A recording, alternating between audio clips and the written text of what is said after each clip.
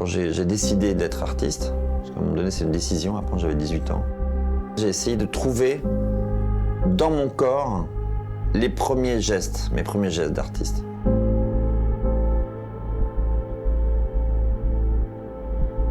Passer de la pensée, ce que tu regardes, tu ressens avec tous tes pores et tout ça, pour les retranscrire, c'est très complexe.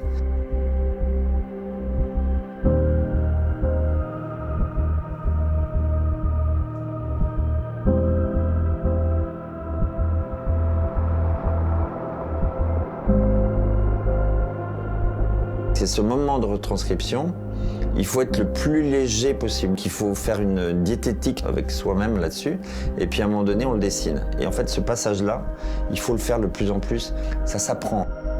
Et mentaliser ce qu'on regarde, ce qu'on ressent, et le dessiner, le passage à ce dessin-là, c'est hyper précis. Et j'ai fait tous les essais possibles. Puis après, j'ai fait, pendant des années, je dessinais sans regarder, en regardant, en pensant.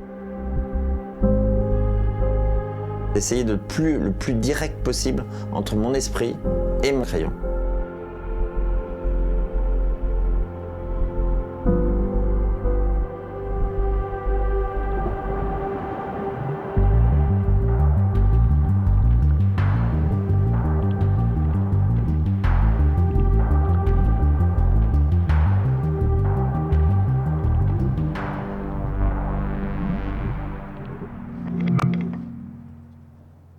J'ai grandi en Vendée. J'ai grandi ici, je suis né ici.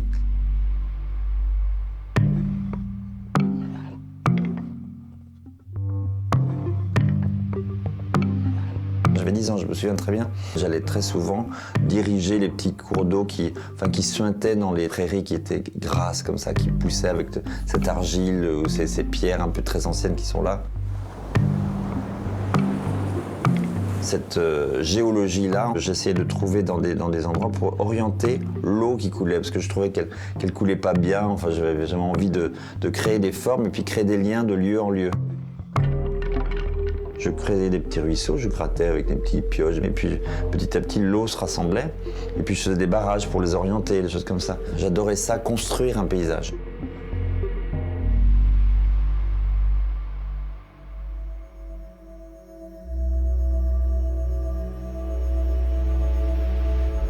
J'avais la chance d'avoir des parents qui me permettaient de contempler les choses.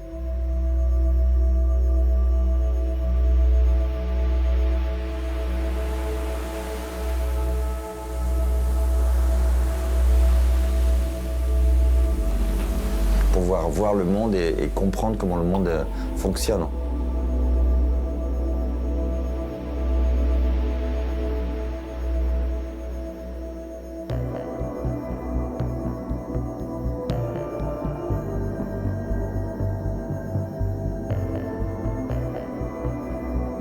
Et pourquoi pas inventer le monde.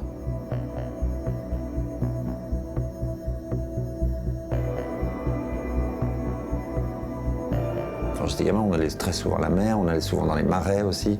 Et tout ça, ça m'a beaucoup enrichi dans mon travail. Cette fabrication d'un paysage qui devient naturel. J'ai vraiment adoré ce niveau de la mer où il y a une chose qui se passe, qui est le marais en fait. Là où la terre arrive sur la mer.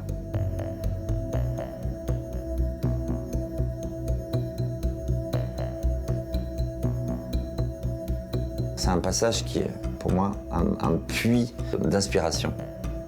Il y a beaucoup de choses qui se passent, on est en dessous du niveau de la mer quelquefois. Et toute cette fragilité-là, c'est un truc qui est tellement humain, on comprend l'activité humaine quand on traverse ce paysage. Moi, je regarde tout ça, en fait. C'est ça qui m'intéresse, ces endroits où il y a une fragilité, ou des espaces de liberté.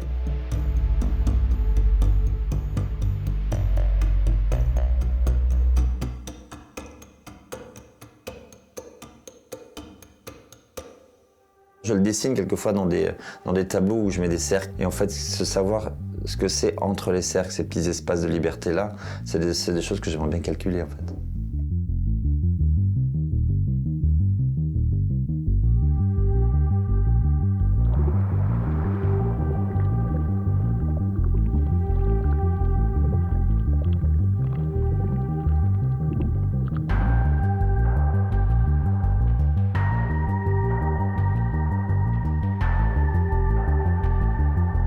études ici à Luçon. Et je voulais pas faire forcément des choses que tous les gens faisaient autour de chez moi, donc j'ai commencé à faire des études de mathématiques, enfin des choses un peu différentes de ce qui se passait ici. Je lisais pas mal de philosophie et surtout, il y avait un imprimeur ici qui imprimait beaucoup de livres de philosophie.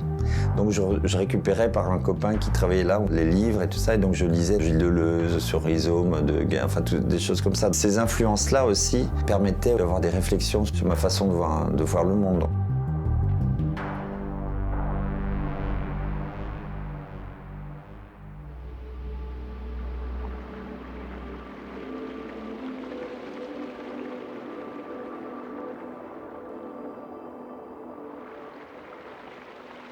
Quand je créais tous ces ruisseaux, tout ça, en fait, je parlais aussi de la façon de penser, cette recherche en permanence de créer des liens inattendus, des lieux inattendus, qui tout d'un coup, hop, ils étaient mêlés, mais qu'on trouve aussi dans la nature. Ces mélanges, ces mixités, tout ça en permanence, c'était tellement déjà ici. C'est partout, en fait.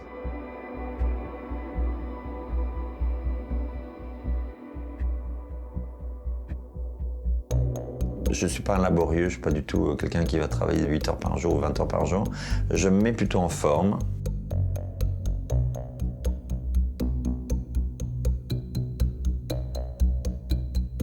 La mer, c'est un endroit d'inspiration, mais parce que je m'y baigne souvent. Il faut que je me baigne pour commencer à travailler en plus. C'est aussi un équilibre.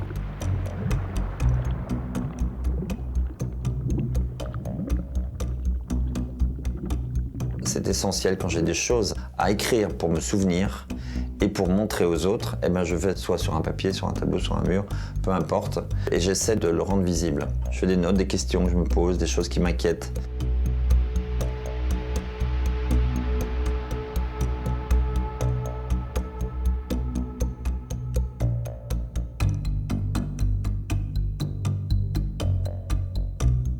Et petit à petit, les questions, j'essaie de trouver des réponses. Je vais chercher les réponses ailleurs. Je vais demander à des experts en physique, en mathématiques, en biochimie.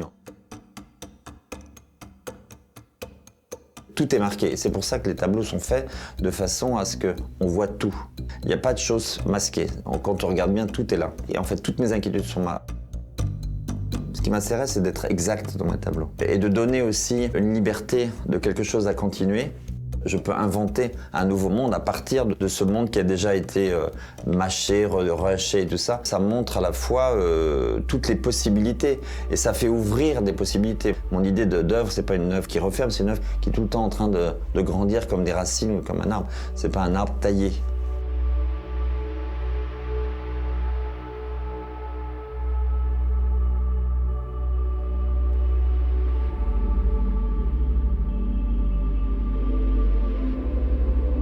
Dès ma première exposition, j'avais 25 ans, je me suis dit que tout ce que j'allais faire tout le temps, ça sera vert. Mais le vert le plus artificiel qui soit, la couleur de la première pousse de charme au printemps. Et ce vert-là, je me suis accaparé.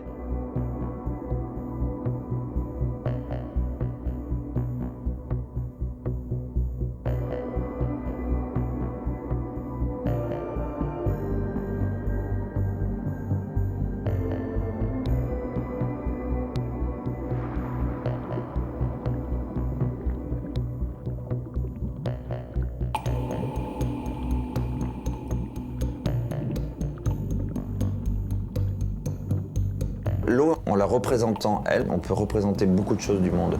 Et les obstacles, les sédiments, l'évaporation, la masse, l'eau qui tue, l'eau qui fait vivre, il y a tout. C'est une métaphore, c'est une concentration de toutes les fluides du monde.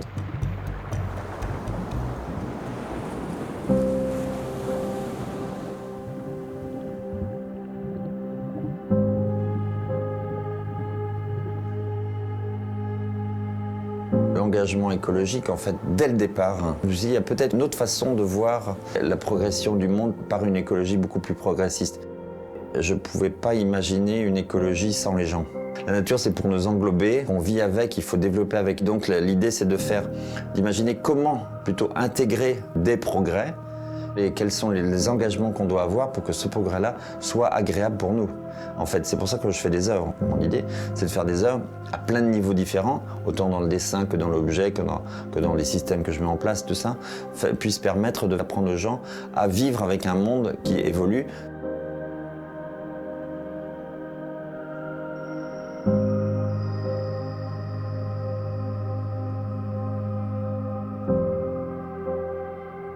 Au départ, le projet s'appelait Nord-Sud, parce que je pensais que c'était là la limite entre le Nord et le Sud. J'adorais l'idée.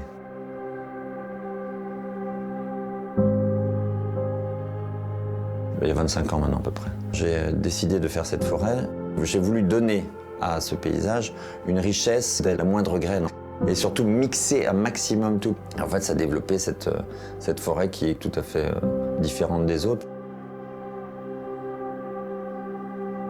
Quand je vais voir la forêt, quand je vais voir les animaux, les mousses qui poussent, tout ça, l'eau qui circule, c'est tellement merveilleux que le flux de l'eau et tout ça, les mouvements de l'air qui dans les feuilles qui bougent. Tout ça, ça me permet de dessiner en fait. C'est les mêmes mouvements.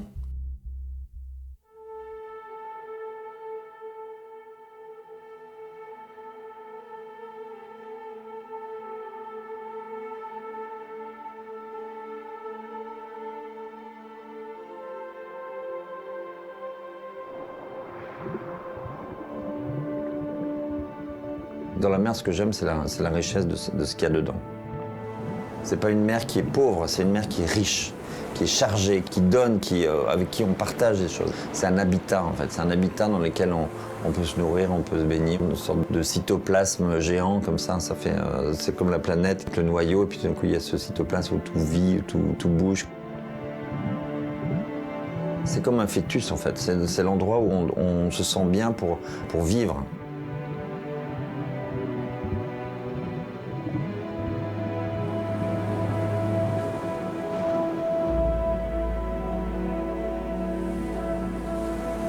Je pense que l'art peut sensibiliser à nos problèmes. Enfin, mon objectif à moi, c'est d'imaginer que les œuvres puissent servir à comprendre ou à donner des solutions à des problèmes du monde.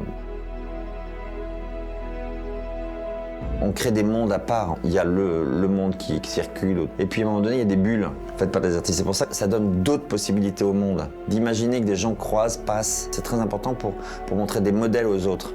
Pour peut-être trouver d'autres moyens de faire que le monde évolue.